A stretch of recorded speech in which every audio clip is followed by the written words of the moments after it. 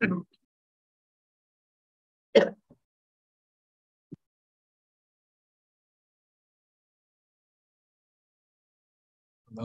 अर्हन्ताणं नमो सिद्धाणं नमो आर्याणं नमो वज्झायाणं नमो लोये सव्यसाहुरं वन्दितु सब सिद्धे धूमचलमणु वं गतिं पत्ते उच्छामि समय बाहुड निर्मो सुद केवली भणिदम्।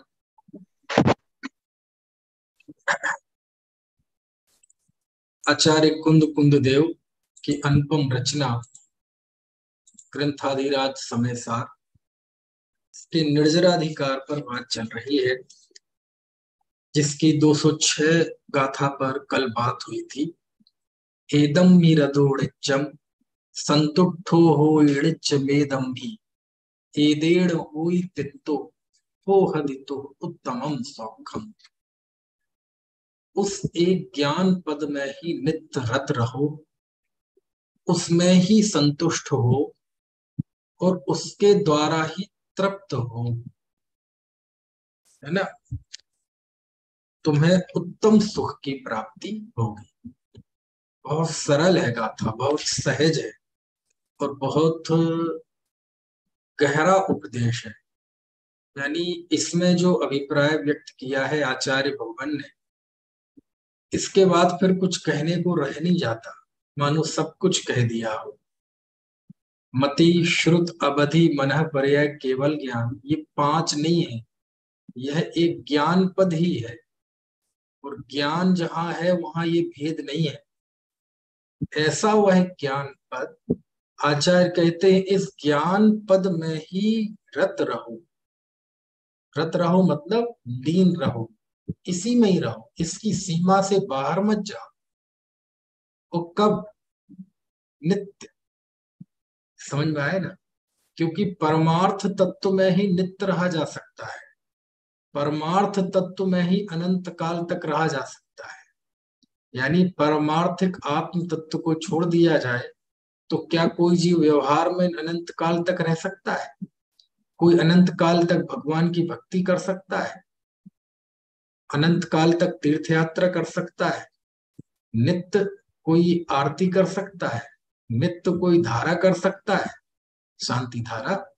नित्य कोई स्वाध्याय कर सकता है? नित्य कोई प्रवचन सुन सकता है?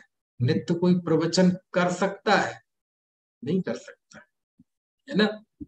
एक आत्म स्वरूप में ही नित्य स्थिर रहा जा सकता है, और कोई परद्रव्य में, परद्रव्य की क्रिया में, अरे स्वयं के ही विकार में, कहीं कोई दुनिया में ऐसी शरण नहीं है जहां जीव नित्य ठहर सके, जहां ऐसा ठहरे कि वहां से च्युत होने की जरूरत ना हो।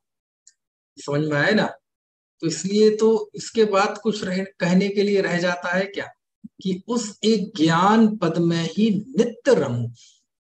समझ में आए ना? नित्य रमना चाहिए, यानी वहां से छूटने की जरूरत नहीं है। वो तो जीव जब वहां रह नहीं पाता, जब उसमें उपयोग स्थिर नहीं रह पाता, तो फिर ये उपयोग कहीं दुर्ध्यान में ना जाए, अप्रशस्त आलंबनों में ना जाए, पाप में ना चला जाए, कुटेव, है ना, संक्लेश परिणामों में ना चला जाए, तो फिर उसको वहां दुर्ध्यान से बचने के लिए व्यवहार का सहारा सहारा लेना पड़ता है।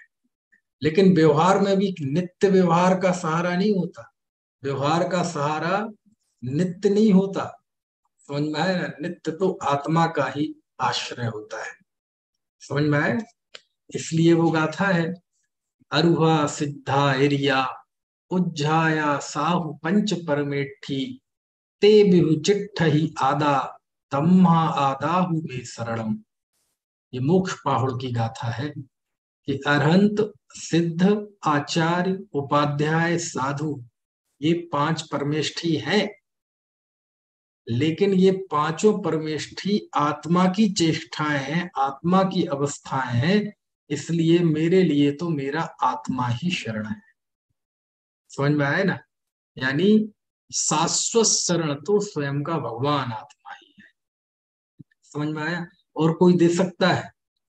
मंदिर आपको शाश्वत शरण नहीं दे सकता, पंच परमेष्ठी आपको शाश्वत शरण नहीं दे सकते, कोई भी देवशात गुरु शाश्वत शरण नहीं दे सकते। समझ में आया ना? वास्तव में निश्चय से जिसका कोई अपवाद नहीं है, ऐसा शरण भूत तो अपना ज्ञान पद है, जहां जाकर सारी भ्रमणा मिट जाती है, सारी भटकन समाप्त हो जाती है, जहां ना फिर कुछ कहने के लिए रहता है, ना कुछ सुनने के लिए रहता है, ना कुछ पूछने के लिए रहता है, ना कुछ बताने के लिए रहता है, ना कुछ शंका रहती है, ना कोई आशंका रहती है। ऐसा जो आत्म पद है, ज्ञान पद है, वहीं जाकर व्यक्ति को आनंद मिलता है, वहीं जाकर उसकी उलझने समाप्त होती हैं, वहीं द्वंद्व खत्म होते हैं, वहीं परम समरस, परम आत्मीक रस, है ना, वही एक स्थान है आनंद का। वहीं जाने के लिए आचार्य कह रहे हैं, है ना, एदम मीरदोड़िच्चम, इसमें ही नित्य रत रहो। नहीं साहब, वो लेकिन पंच परमेश्वर, इसमें ही नित्य रत रहो। समझ में आया? और जब इसमें ही नित्य रहने की बात है, तो फिर पाप कार्यों की तो बात पीछे छूट गई, दुकान मकान की बात तो बहुत पीछे छूट गई, बीवी बच्चे तो बहुत पीछे छूट गए।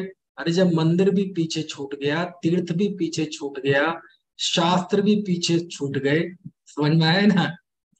ये सारा उपदेश तो जब आप आत्मा में नहीं हो तब ये चर्चाएं शुरू होंगी। जब कोई जीव आत्मा में नहीं है तब वहां किंतु परंतु द्रव्य क्षेत्र काल भाव, इस अपेक्षा से इस अपेक्षा से यहाँ ये सारी उधेड़ बुन तो उस समय खड़ी होती है जब आत्मा में नहीं है। आत्मा में है तो वहां तो कोई उधेड़ बुन है ही नहीं, वहां तो शांति है, आनंद है, वहां कोई प्रश्न नहीं है, वहां कोई संघर्ष नहीं है। ऐसे आत्म पद में रहने पर तो सारे प्रश्न खत्म हो जाते हैं। समझ में आए ना? इसलिए आचार्य कहते हैं एदम मीरदोड़िच्चम, उस एक ज्ञान पद में ही नित्य रमो, और संतुष्टो हो इड़िच मेदम में, और उस एक में ही नित्य उस ज्ञान पद में ही संतुष्ट हो। समझ में आया ना? है, संतुष्ट हो मतलब संसार की कोई भी ऐसी चीज नहीं है जहां पहुंचकर व्यक्ति संतुष्ट हो जाए। व्यक्ति तीन खाता है तो तेरह की भूख बनी रहती है। समझ में आया? जब पैसा, जब रोजगार नहीं होता तो रोजगार मिलता है, कुछ देर को खुश होता है, लेकिन कुछ देर बाद फिर उसमें अतृप्त हो जाता है, उसमें संतुष्ट नहीं होता वह, और उसे और पैसा चाहिए। समझ में आए ना? पैसा बहुत हो जाए तो उसे मान सम्मान चाहिए, वो बहुत हो जाए, है ना, तो स्वास्थ्य की देखभाल करने लगता है। कहीं उसको सहारा नहीं मिलता, कहीं सहारा नहीं मिलता। लेकिन ये ज्ञान पद ऐसा है, आचार्य कहते यही संतुष्टि होगी। क्यों? क्योंकि जब यहाँ आएंगे तो कुछ पाने की इच्छा ही नहीं रहेगी। पाने की इच्छा नहीं रहेगी मतलब, एक तो कुछ इच्छा इसलिए नहीं रहती कि व्यक्ति जब टूट जाता है, फ्रस्ट्रेशन में चला जाता है, दुखी हो जाता है, तो मानो उसके जीवन में कब कोई इच्छा ही नहीं रही। तो ऐसा जो व्यक्ति डिप्रेशन में चला जाता है, विषाद में चला जाता है, अवसादग्रस्त हो जाता है, दुखी हो जाता है, या उसकी बात नहीं है। यहाँ तो यह है कि आनंद में इतना संतुष्ट हो जाता है, आत्मीक आनंद से इतना तृप्त हो जाता है, इतना तृप्त होता है, इतना आनंदित होता है कि बस मेरी भ्रमणा खत्म, मुझे मिल गया जो चाहिए था, अब नहीं चाहिए मुझे कुछ। दुनिया में कुछ देखने लायक है ही नहीं, दुनिया में कुछ सूंघने लायक है ही नहीं, दुनिया में कुछ सुनने लायक है ही नहीं, दुनिया में कोई चखने लायक है ही नहीं, दुनिया में कुछ छूने लायक है ही नहीं। दुनिया छूने लायक, देखने लायक, सुनने लायक, सूंघने लायक तब लगती थी जब मैंने अपने आत्म स्वरूप को नहीं जाना था, उसका वेदन नहीं किया था। और जब उसमें आ गया तो अब तो सब फीके हो गए। ये तो पहले ही रस नहीं था, इनमें पहले ही नीरस थे। लेकिन क्या करें, हमारी राग की वजह से ये सारी चीजें हमें सरस नजर आती थी। समझ में आए ना? अब असली जहां आनंद है, रस है, वो स्थान मुझे मिल गया। इसलिए तो संतुष्टि है।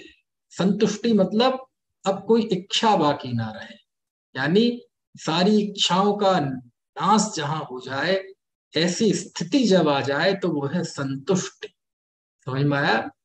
तो आचार्य कहते हैं, एदम्मिरदोड़चम, उस एक ज्ञान पद में ही नित्य रत रहो। संतुष्टो होई नित्यम एदम्मि, नित्य उस ज्ञान पद में ही संतुष्ट हो। माने वो मिल गया तो समझ लो सब कुछ मिल गया, अब कुछ है ना पाने लायक दुनिया में नहीं रहा। समझ में आया? बहुत अच्छे अच्छे, अभी आप वहां जाएंगे ना योग सार में, तो बहुत अच्छे अच्छे छंद है, बहुत अच्छे अच्छे छंद है। छू करे को अंचऊ, है ना, पाहुड़ दोहा में जाएंगे तो एक से एक अपभ्रंश के छंद लिखे हैं मुनि राम सिंह ने, कि ये सारी दुनिया है भगवान, आप देखने लायक तब तक लगते थे जब तक हमने स्वयं को नहीं देखा था। जब मैं स्वयं को देख लिया तो अब दुनिया में कोई देखने लायक नहीं लगता। जब अपना स्वाद नहीं चखा था तो सारी दुनिया का स्वाद चखने की इच्छा होती थी। अब जब अपना स्वाद चख लिया तो ऐसा लगता है अब दुनिया में कुछ चखने लायक रहा ही नहीं। क्यों? क्योंकि दुनिया में रस ही नहीं। ऐसे एक से एक छंद, एक से एक छंद है। यानी स्वानुभव की वेदी पर, अपने आत्म स्वरूप की उपलब्धि की वेदी पर हमारे ज्ञानियों ने, आचार्यों ने खूब लिखा है, खूब लिखा है, खूब लिखा है। समझ में आया?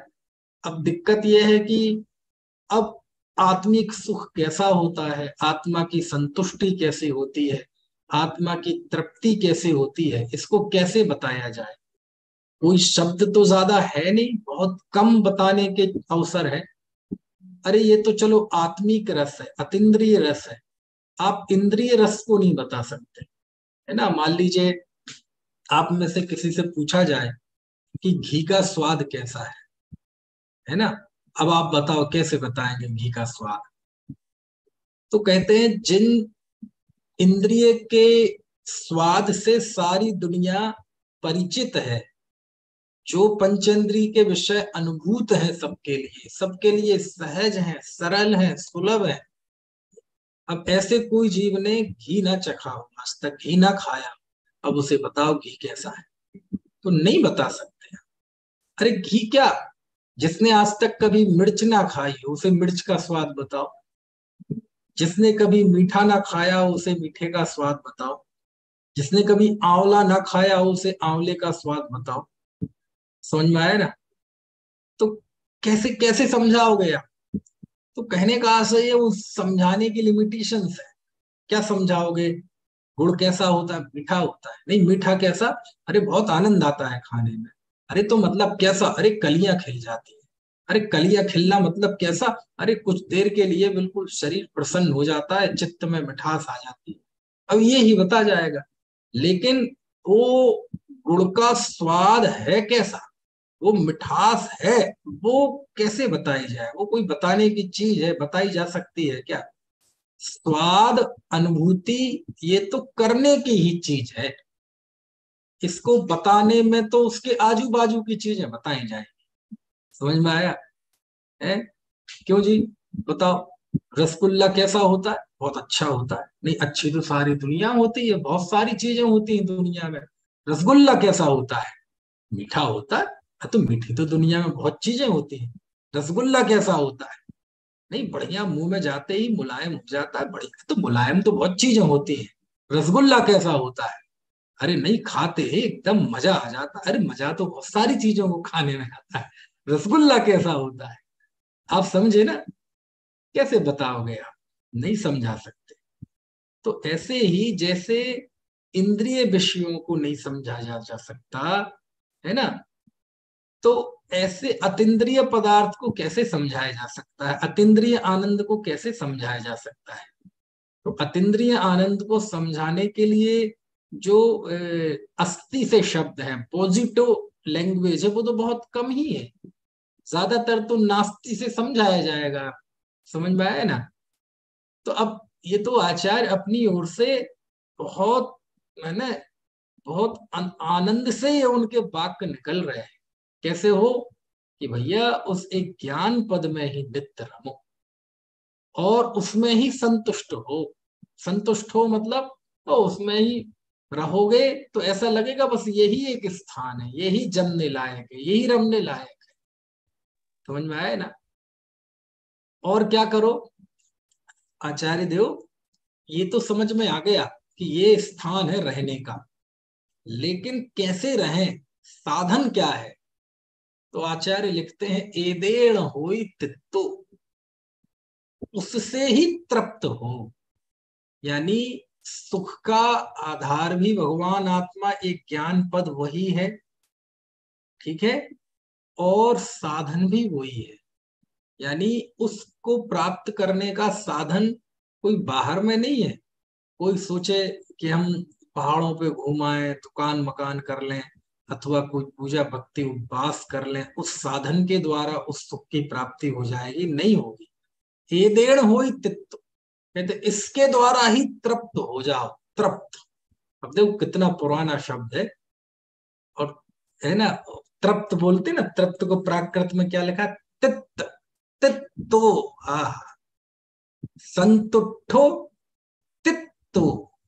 तृप्त को कौन सा शब्द लिया प्राकृत में, एदेड़ हो ही तित्तो, इसके द्वारा ही तृप्त हो। समझ में आया ना। ये पंचेंद्रिय को भोगने के जो साधन है, इससे तृप्ति नहीं होगी, इससे तो बेचैनी बढ़ेगी, इससे तो दुख बढ़ेगा, इससे तो आकुलता बढ़ेगी। समझ में आया ना। एक विषय भोगो तो और की इच्छा लगने लगती है, कुछ देर के लिए वो इच्छा शांत हो तो दूसरी इच्छा बलवती होने लगती है। तो विषयाकांक्षा तो ऐसी है कि इसको पूरा करना बिल्कुल ऐसे है जैसे मेंढकों को तोलने जैसा। यदि आप मेंढकों को तोलने जाएंगे तो एक मेंढक को पकड़ेंगे उतने में दूसरा उछल जाएगा, दूसरे को पकड़ेंगे तीसरा उछल जाएगा। समझ में आया ना। तो जैसे मेंढकों को तोलना बड़ा कठिन काम है, ऐसी विषय कषाय और उसके साधन के द्वारा, पंचेंद्रिय साधनों के द्वारा सुखी होना बड़ा कठिन है। समझ में आया, क्योंकि बेचारा एक अकेला आत्मा है।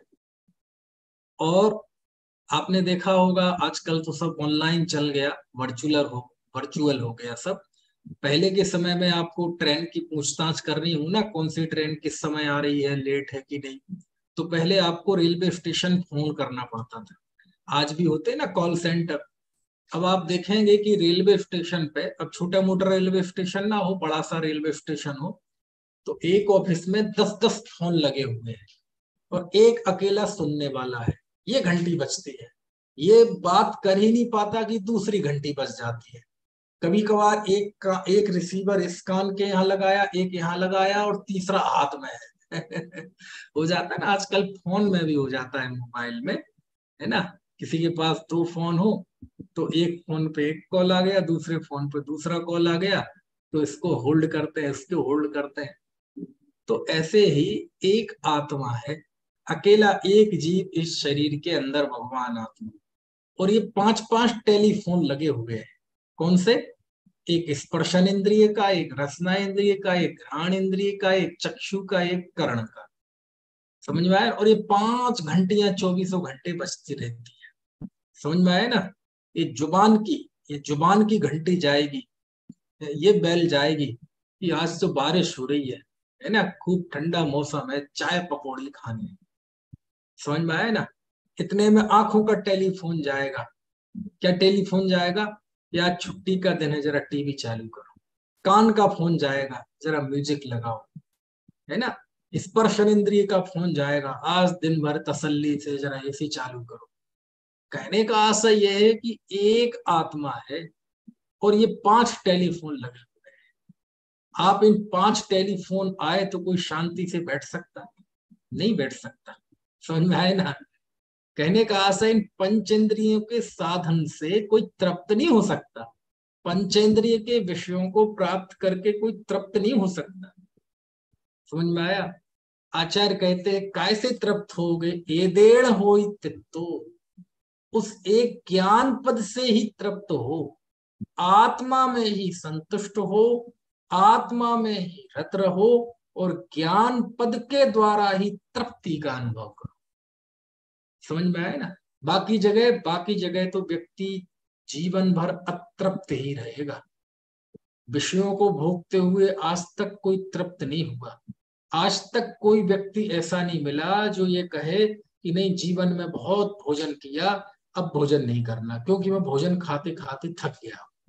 अरे आज तो हो सकता है आज के दिन कि उसने पेट भर के खा लिया हो, लेकिन क्या पेट भर के खा लेने से उसकी अनादिकालीन जो भूख है वो मिट जाएगी? ऐसा कोई व्यक्ति आए, बहुत पानी पी लिया, हाँ बहुत पानी, हो सकता है अभी उसने पानी पी लिया और हम ना पिए, लेकिन क्या अनंत काल के लिए पानी की समस्या उसकी हल हो गई? एक व्यक्ति पूरे जीवन में यदि पूरे 60 साल का जीवन लगाया जाए एक उदाहरण के तौर पर, तो पूरी जिंदगी में 60 कुंटल तो गेहूं खा लेता है और कई कुंटल चावल खा लेता है, कई कुंटल दाल खा लेता है, कई कुंटल फल खा लेता है, कई कुंटल सब्जियां खा लेता है, लाखों लीटर पानी पी जाता है, लाखों लीटर से स्नान कर लेता है, लेकिन कोई है व्यक्ति जो अतीन्द्रिय आनंद का वेदन करने वाला ना हो, अज्ञानी मिथ्या दृष्टि हो और वो आखिरी में जीवन में तृप्त हो गया हो कि अब नहीं नहाना, क्यों? अरे जीवन भर नहाया है। अब नहीं भोजन करना, क्यों? जीवन भर भोजन किया है। अब नहीं पीना पानी, क्यों? मैंने जीवन भर पानी पिया है। अब नहीं चलाओ पंखा, क्यों? जीवन भर तो चलाया पंखा। अब बंद कर दो एसी, क्यों? जीवन भर तो एसी में रहा। अब नहीं बैठता गाड़ी में, क्यों? जीवन भर तो गाड़ी में रहा। ऐसा कोई व्यक्ति मिला? यानी विषयों को भोगता हुआ वह तृप्त हो गया हो, कोई एक व्यक्ति ऐसा ढूंढ के दुनिया में लाओ। हाँ, विषयों को भोगने की ताकत ना रही हो वो बात अलग है, लेकिन ताकत नहीं होना अलग बात है और इच्छा होना अलग बात है। देख लेना आप बुजुर्गों से, भोजन पचता नहीं है लेकिन इच्छा है कि सारा किचन खा जाओ। शुगर के मरीजों से देख लो, डॉक्टर ने मना किया है कि मीठा नहीं खाना, लेकिन मन करता है कि सारा मीठा गले के नीचे उतार दो। समझ में आए ना? तो इंद्रियां शिथिल हो जाए, उम्र हो जाए, वो बात अलग है कि वो नहीं खा पा रहा, लेकिन भीतर में तृप्ति तो नहीं हुई ना, भीतर में वासना तो है ना, संतुष्टि तो नहीं हुई ना। अच्छा, क्यों नहीं होती? कोई जवाब दो।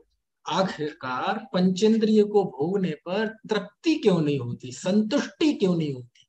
एक भी व्यक्ति दुनिया में संतुष्ट क्यों दिखाई नहीं देता कि नहीं मैंने बहुत भोजन कर लिया, नहीं मैंने बहुत भोग भोग लिया? ऐसा कोई संतुष्ट कोई दिखाई नहीं देता। जिंदगी भर खाते रहो तब भी खाते हुए मरना चाहता है। क्यों नहीं होता संतुष्ट?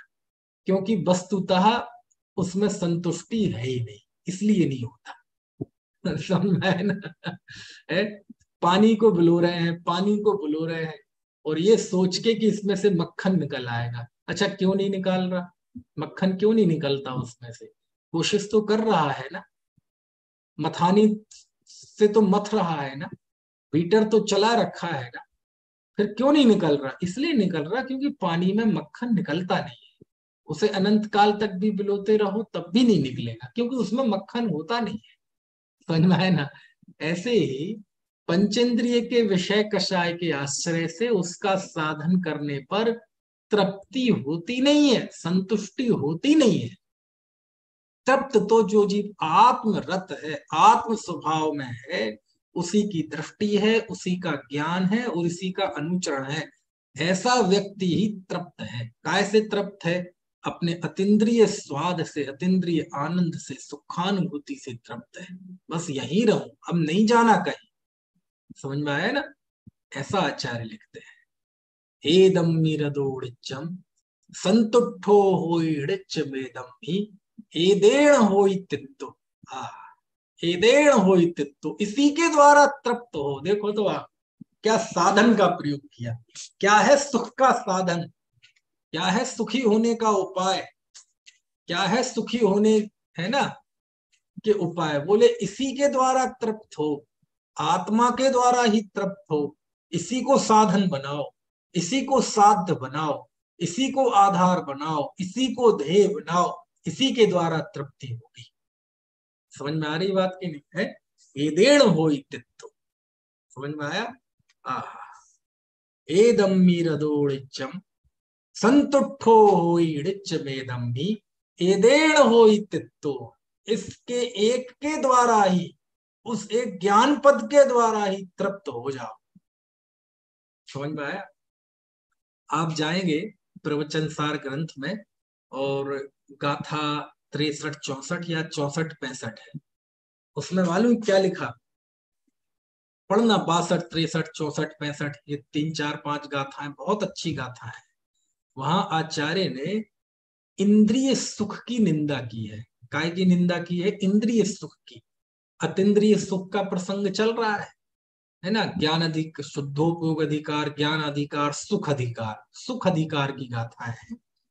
तो आचार्य वहां बताते हैं कि जो अतीन्द्रिय सुख है वो ही सुख है, बाकी दुख है सब।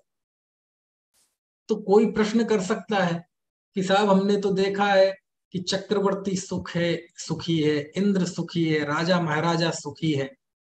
तो देखो, कोई 6 खंडों की विभूति वाला है, 96,000 रानियों का भोग करता है, 18 करोड़ घोड़े हैं, 84 लाख हाथी है, दुनिया में इतना यश है उस चक्रवर्ती का कि उसके वैभव को सुनकर लोगों के मुंह में पानी आ जाए।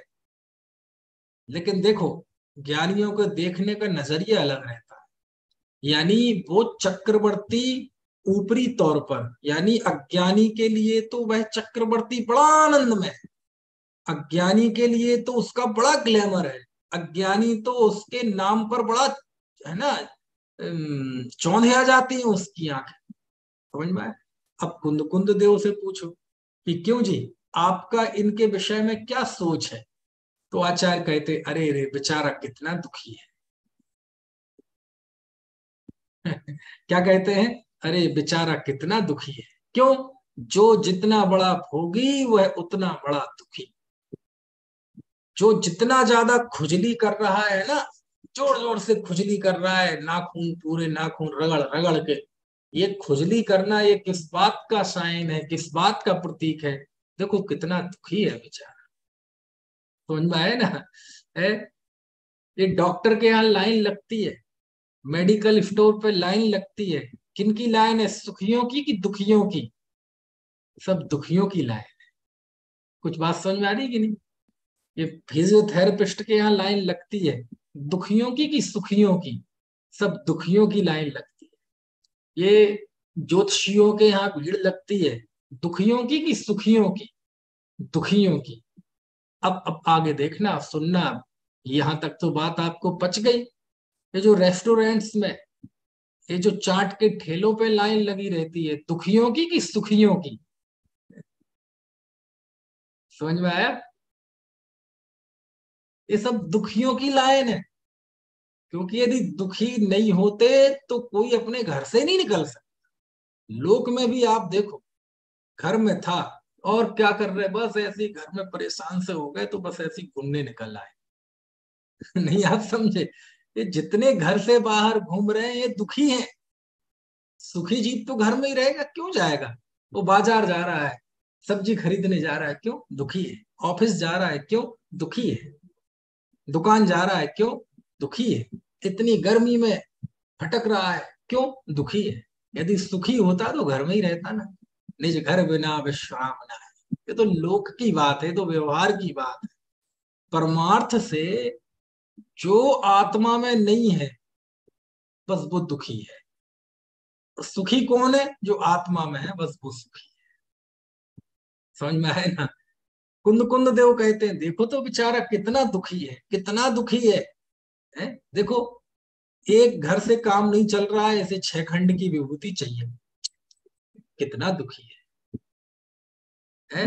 बोले यहाँ तो एक गाड़ी से काम चल रहा है, ऐसे 96 करोड़, 96 लाख हाथी चाहिए, 18 करोड़ घोड़े चाहिए, कितना दुखी है। समझ में आए ना? यहाँ इसने एक विवाह किया और खुश है, इसे देखो बेचारे को 96,000 रानियां चाहिए। कितना दुखी है। बोले दुखी ना हो तो इतनी प्रवृत्ति कैसे हो।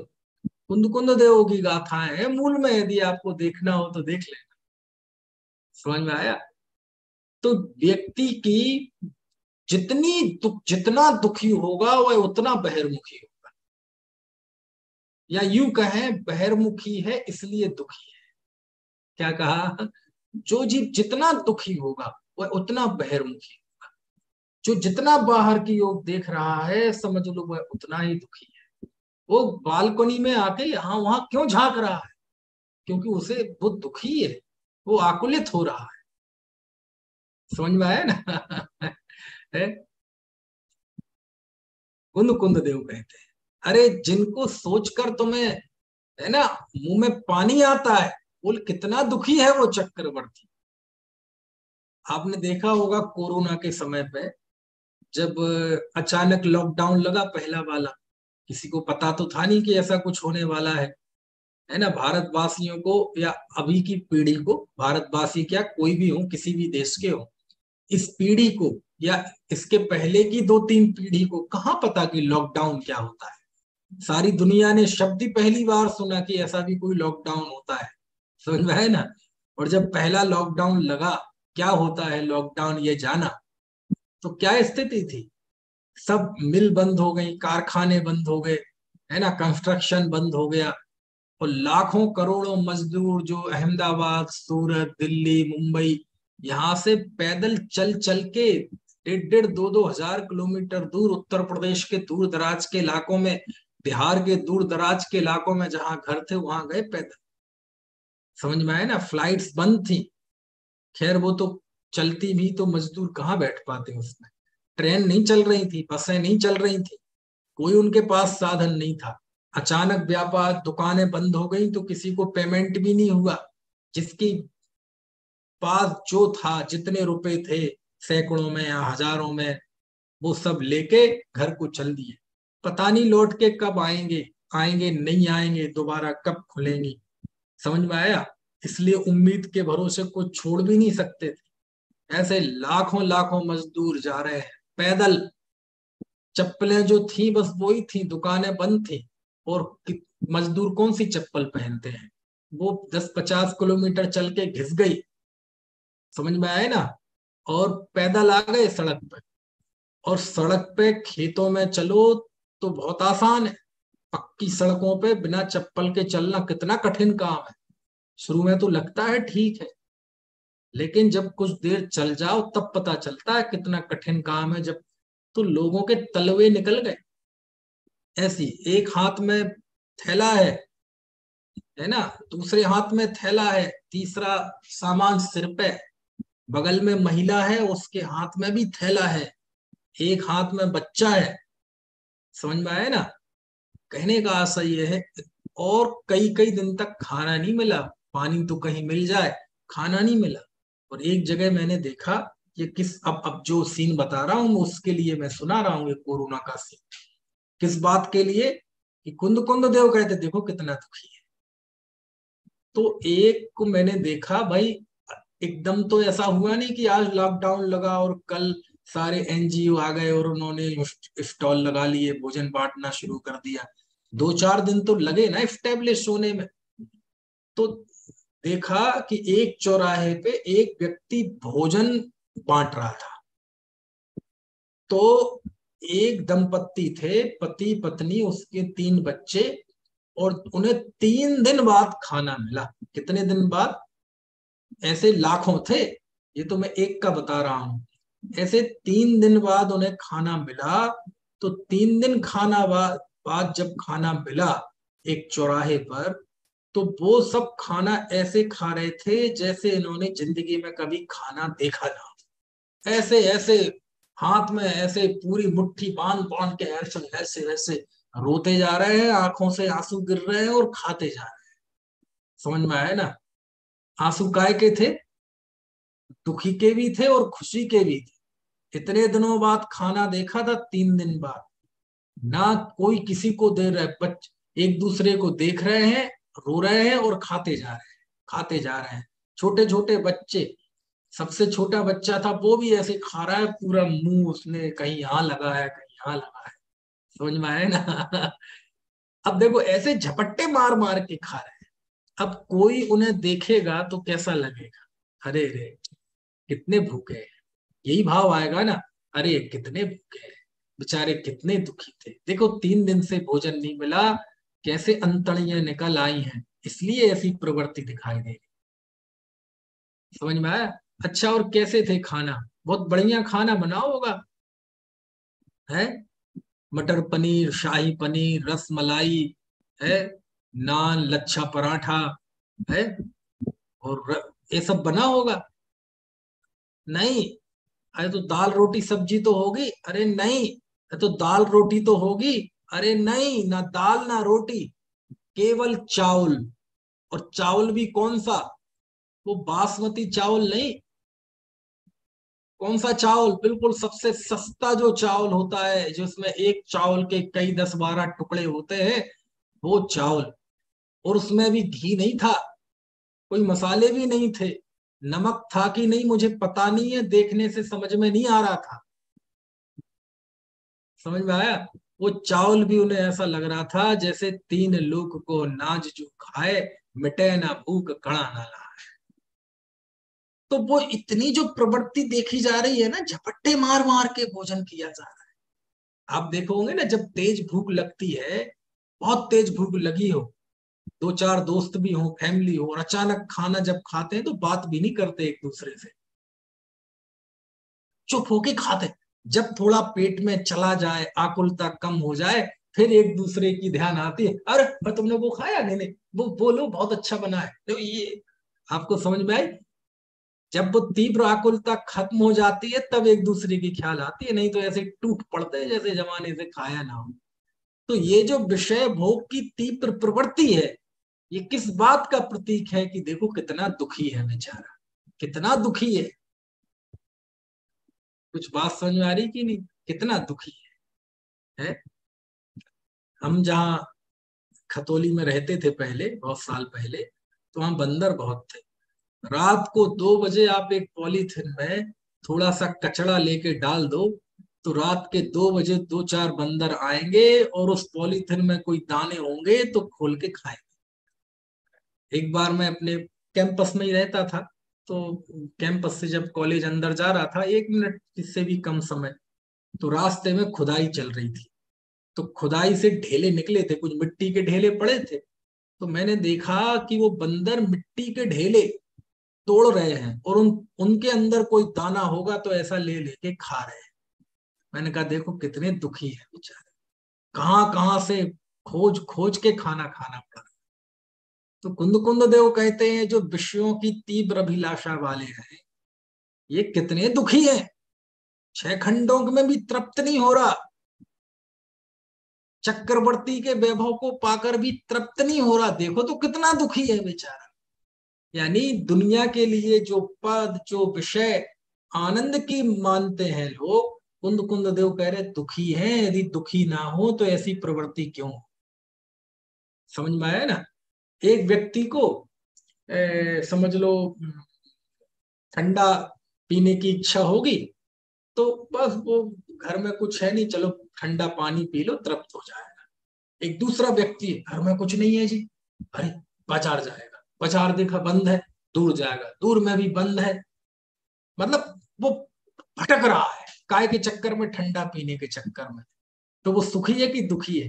अरे बेचारा दुखी है। देखो तो इच्छा कैसी बलब, इच्छा उससे क्या क्या नहीं करा रही, कितना भटका रही है उसे। समझ में आया ना? आचार्य कहते हैं सब क्यों हो रहा है? बोले जहां तृप्ति है, जहां पाकर विश्राम मिलता है, जहां पाकर ठहराव हो जाता है, जहां पाकर व्यक्ति रमता है, जमता है, उस स्थान पर नहीं जा रहा है, इसलिए अतृप्ति है, इसलिए बेचैनी है। तब आचार्य देव लिखते हैं, एदेण होई तित्तो, इस आज्ञान पद के द्वारा ही तृप्त हो।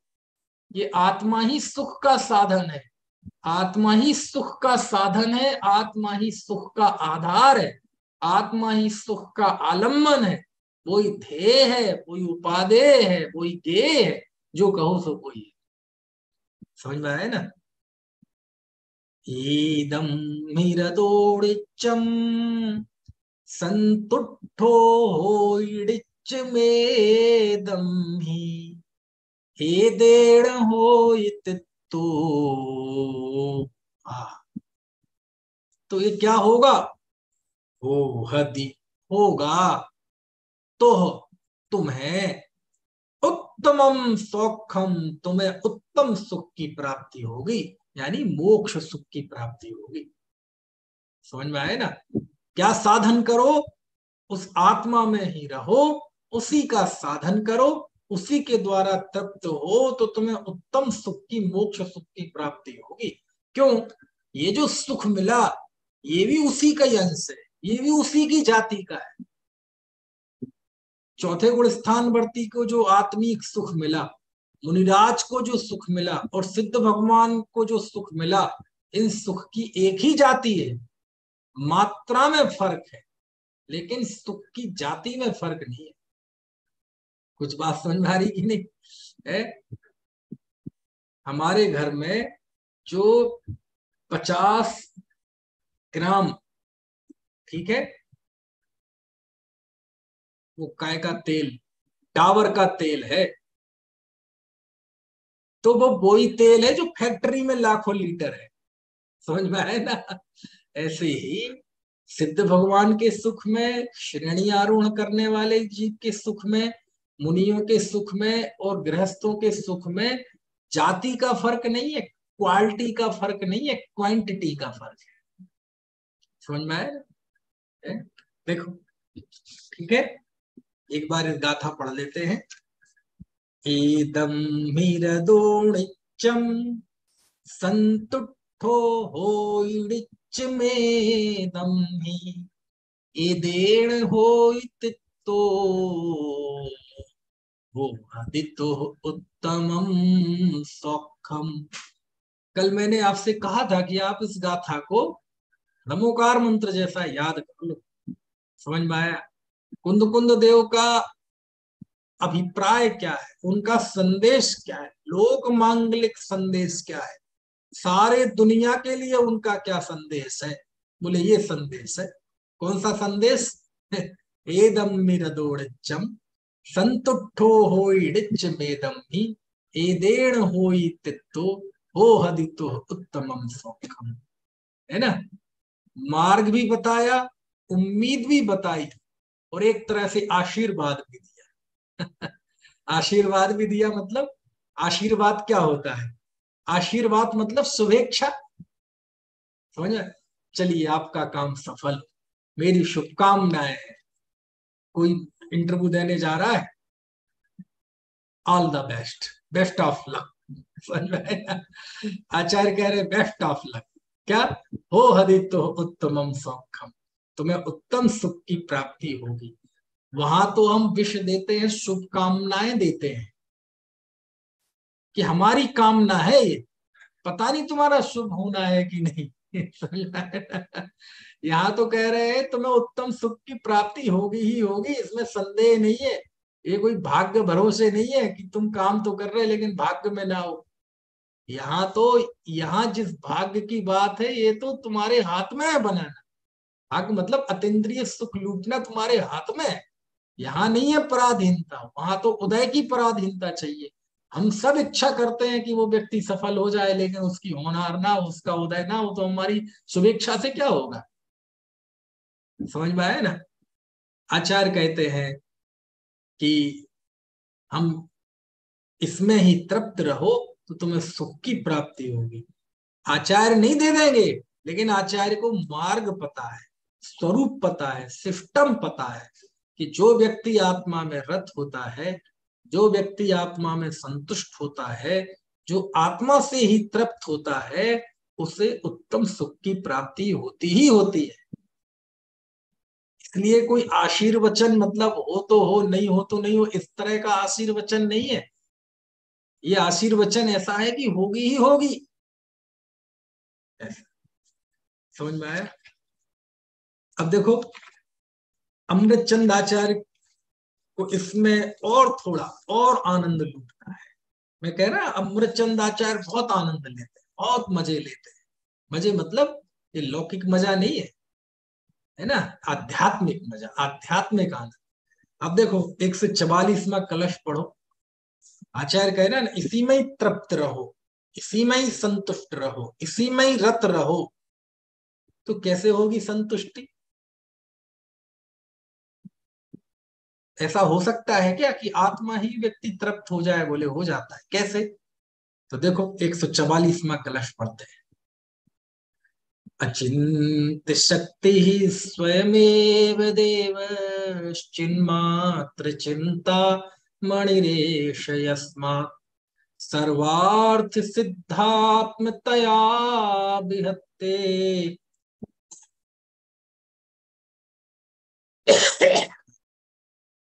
सर्वार्थ सिद्धात्मतया विधत्ते ज्ञानी किमन्यस परिग्रहेण। देखो ये श्लोक भी, ये संस्कृत का है, ये भी डम्बुकार मंत्र जैसा याद करने लायक है। अब आप कहेंगे आप तो हर चीज को ही ऐसा कहते हैं, अब क्या करें, ऐसा है तो इसलिए कहते हैं। अब ये भी याद करने लायक है, बहुत अच्छा है, बहुत अच्छा छंद है, बहुत अच्छा कलश है। अमृतचंदाचार्य का मन नहीं भर रहा, वो और बताते हैं।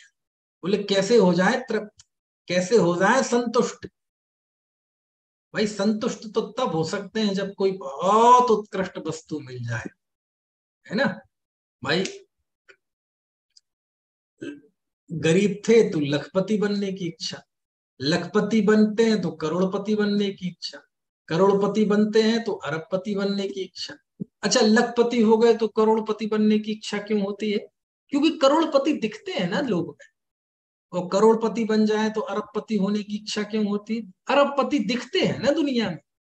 अरबपति हो जाए तो खरबपति बनने की इच्छा क्यों होती है? दिखते हैं ना दुनिया में। कुछ बात समझ में आ गई? ऐसी चीज मिलना चाहिए कि जिसके आगे कोई रास्ता ना हो, जिसके आगे कोई है दुनिया हो ही नहीं। कितना सरल है मार्ग। बोले ऐसी चीज चाहिए है, बोले ऐसी चीज जहां उसके आगे दुनिया है ही नहीं कुछ। वो इसमें बताइए देखो। अचिंत शक्ति स्वयमेव देवश्चिन्मात्र चिंता मणिरेश यस्मात्। यस्मात्, यस्मात् मतलब क्योंकि। ये बिल्कुल जैसे पिछली गाथा, क्या लिखा ना पिछली गाथा में, फिर गद्य में भी आचार्य ने अर्थ लिखा कि भैया अपने को देखो, अपने में ही संतुष्ट हो जाओ। क्योंकि, क्योंकि यस्मात् क्योंकि, कारण सुनो, क्यों ज्ञान पद में ही तृप्त रहो, उसी में संतुष्ट हो जाओ, उसी में ही रत रहो। क्योंकि यस्मात् क्योंकि एष, एष यह, यह मतलब यह ज्ञानी अचिंत शक्ति स्वयमेव देव, ये स्वयं ही अचिंत शक्ति वाला देव है। स्वयं ही, यानी जो ये अनुभव करता है कि मैं एक शुद्ध चिद्रूप सत्ता हूं, वह क्या अनुभव करता है कि मैं स्वयं ही अचिंत शक्ति वाला स्वयं देव। समझ में आया? अचिंत शक्ति मतलब जिसकी शक्ति को जाना जाना जा सके, जिसकी शक्ति को नापा ना जा सके, जिसकी शक्ति को समझाना जा सके, जिसकी शक्ति का चिंतन ना किया जा सके, यानी हमारी कल्पना से बाहर, हमारी ज्ञान की क्षमता से बाहर, ऐसा अचिंत शक्ति, ऐसा अचिंत शक्ति का धारी मैं स्वयं देव हूं। स्वयं, स्वयं पर नहीं, मंदिर में बैठे हुए नहीं, समझ में है ना, देवालयों में विराजमान नहीं, स्वयं। कौन सा हूं? देव। कौन से देव जी? रागी की बीतरागी, कुदेव अदेव, कौन से? अरे देव मतलब दैदीप्यमान, दैदीप्य मतलब प्रकाशवान, समझ में आया ना, चमकदार। अब यहाँ कोई पुद्गल के चमत्कार की बात तो है नहीं, पुद्गल के प्रकाश की बात तो है नहीं। समझ में आया ना, है ना। ऐसा मैं स्वयं अचिंत शक्ति वाला देव, और कैसा हूं, चिन्मात्र चिंतामणि। मैं चिन्मात्र चिंतामणि हूं। चिन्ह मात्र मतलब चिन्ह, चिन्ह मतलब ज्ञान दर्शन, चिद। ऐसा मैं चैतन्यमयी चिंतामणि रत्न हूं। चिंतामणि रत्न जानते क्या होता है? अब चिंतामणि रत्न लोक में बड़ी महिमा है उसकी, कि जो, कि जिसके पास चिंतामणि रत्न हो, वो जो चिंतन करेगा, जो सोचेगा, वो चीज उसे मिल जाएगी। बोले मैं भी चिंतामणि रत्न हूं। अब बोलो दुनिया में चिंतामणि रत्न की क्या कीमत है? अरे बोले वो रत्न तो दुनिया में है कि नहीं पता नहीं, कल्पना में ही है। भौतिक रूप से है कि नहीं, था कि नहीं, होगा कि नहीं, मुझे नहीं पता, लेकिन दुनिया की मान्यता में ऐसा है। लेकिन ये चिंतामणि रत्न तो वास्तव में साक्षात है। समझ में आया ना, चिंतामणि रत्न। मैं स्वयं शाश्वत है, अचिंत शक्ति वाला देव और चिंतामणि रत्न हूं। और देखो क्या लिखा, सर्वार्थ सिद्ध आत्मतया। आह आह आह, बहुत गजब, बहुत गजब, बहुत। जिसके सभी अर्थ आत्मतया सिद्ध। आत्मतया मतलब आत्मा, आत्मा से ही जिसके सर्व अर्थ सिद्ध हो जाते हैं। यानी जिसने ये मान लिया कि मैं आत्मा हूं, तो क्या चाहिए, तो मैं सुख चाहिए, तो वही है सुख। समस्त सुखों की सिद्धि उसकी अपने सार्व अर्थ की सिद्धि, सारे प्रयोजनों की सिद्धि, जिसके सारे प्रयोजन उस आत्मा से सिद्ध हैं, आत्मा में सिद्ध हैं। ऐसे, ऐसा आत्मा का जिसका स्वरूप है, ऐसा वह ज्ञानी किम अन्यस्य परिग्रहेण विधत्ते।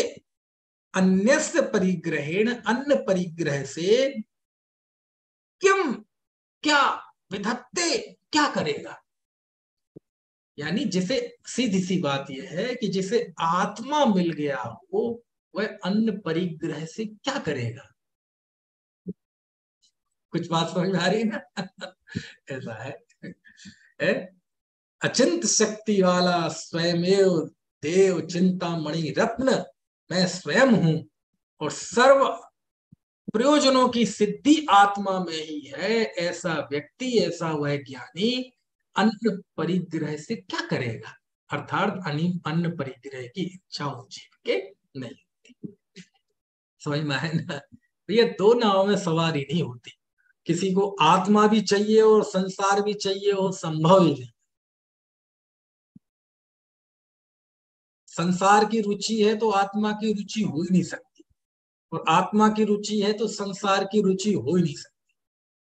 समझ में आया? है? कितना बढ़िया छंद है, चिन्मात्र चिंता मणि रेस यस्मात्, है? किसके सामने हाथ फैलाना। बोले हमारे तो सब अपने से ही अपने सारे प्रयोजन सिद्ध हो जाते हैं। क्या परिग्रह मांगू, किसके सामने हाथ फैलाऊं, किसके सामने नाक रगड़ूं, किसके सामने याचना करूं, किससे भिक्षा मांगू, किसके दरवाजे पे जाऊं। बोले नहीं, मैं स्वयं शाश्वत देव हूं। मैं अचिंत शक्तिधारी स्वयमेव देव हूं। चिंतामणि रत्न हूं। अरे सारे सिद्ध प्रयोजन सिद्ध हैं, फिर मैं किसकी इच्छा करूं। समझ में आया? एक छंद याद आ रहा है, थोड़ा वो व्यवहारिक है, लेकिन उसे यहाँ अध्यात्म शुद्ध नए पे लागू करेंगे तो भी बहुत अच्छा लागू होगा। देखो, बारह भावना पढ़ते हैं ना। कौन सी बारह भावना? धूधरदास जी वाली बारह भावना, राजा राणा छत्रपति। पढ़ी है? कितने लोगों ने पढ़ी? पढ़ी है ना? उसमें आप देखो, एक धर्म भावना है। किसी को याद है धर्म भावना का छंद? किसको याद है? बोलिए, जिसे याद है बोलिए।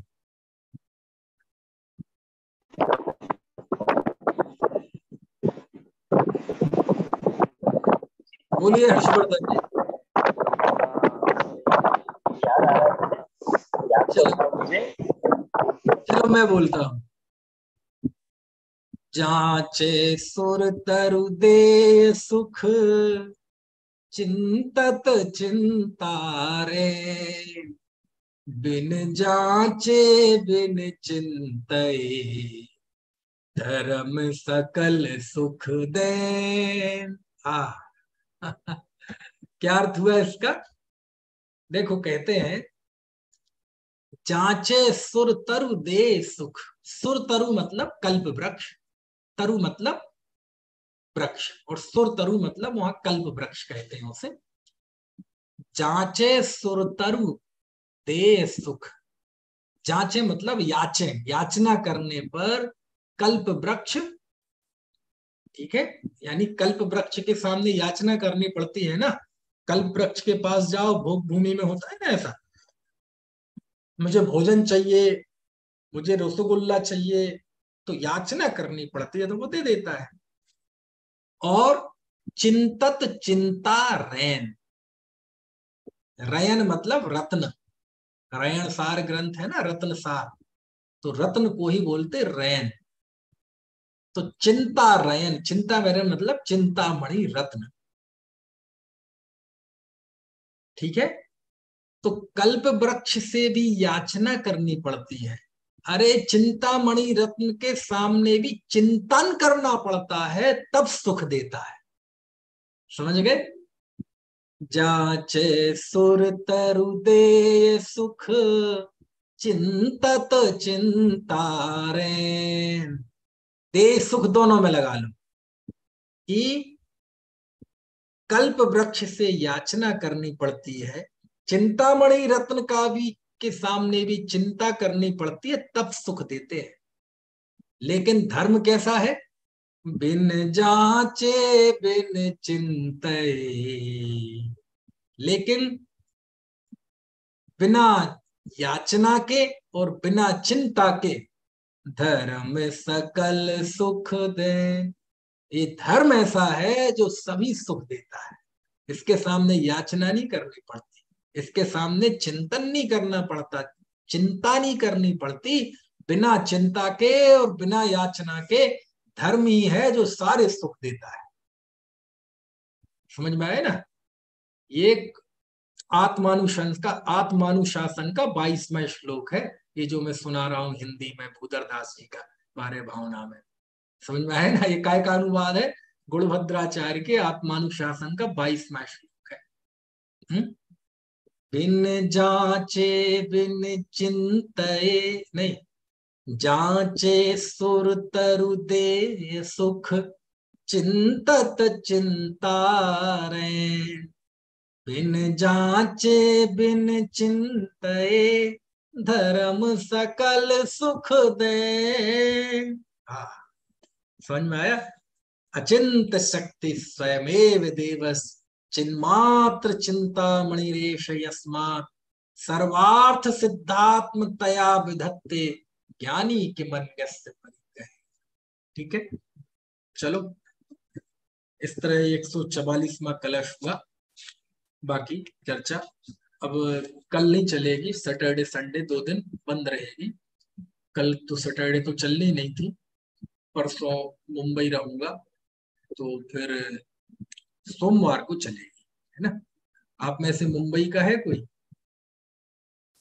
अच्छा, एक प्रशम जी है मुंबई, अब तो नागपुर में है। नागपुर आ गए। अब तो नागपुर में है।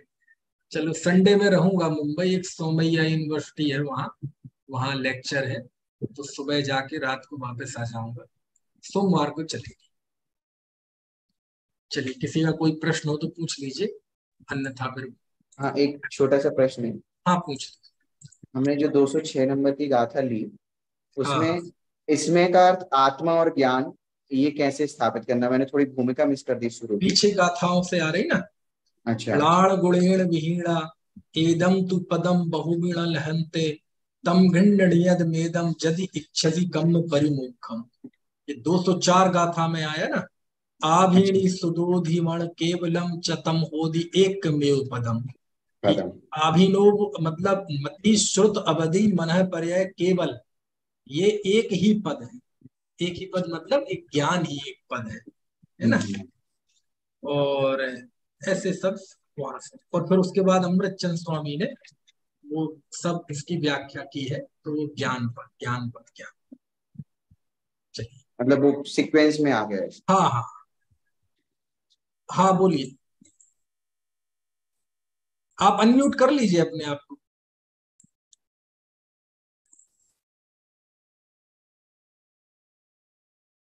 ये महेश शाह जी हैं, ये पूछना चाह रहे हैं कुछ, लेकिन ये अनम्यूट नहीं कर पा रहे हैं अपने आप को।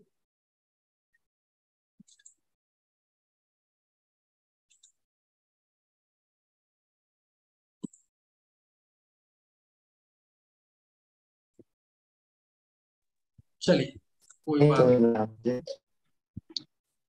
अनंत धर्मणस्तत्त्वं पश्यति प्रत्यगात्मनः, अनेकांतमयी मूर्ति